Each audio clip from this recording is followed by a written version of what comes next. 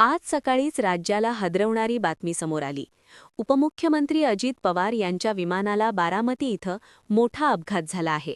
या विमान अपघातात त्यांचा मृत्यू झाल्याची बातमी समोर येत आहे। ताज्या अपडेटनुसार या विमान अपघातापर्यंत 6 जणांचा मृत्यू झाल्याची माहिती समोर येत आहे। दादांना घेऊन जाणारं छोटं विमान हे जळून खाक झालं आहे। बारामती दौऱ्यासाठी ते आले होते।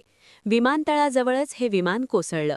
या अपघातात दादांचे 2 सहाय्यक, पायलट आणि इतर दोघांचा मृत्यू झाल्याची माहिती समोर येत आहे। या वृत्ताने राज्यालाच मोठा धक्का बसला आहे। जिल्हा परिषद आणि पंचायत समितीच्या निवडणुकीसाठी अजितदादांनी प्रचार सुरू केला होता। दोन्ही राष्ट्रवादी काँग्रेस या निवडणुकीसाठी एकत्र आल्या होत्या।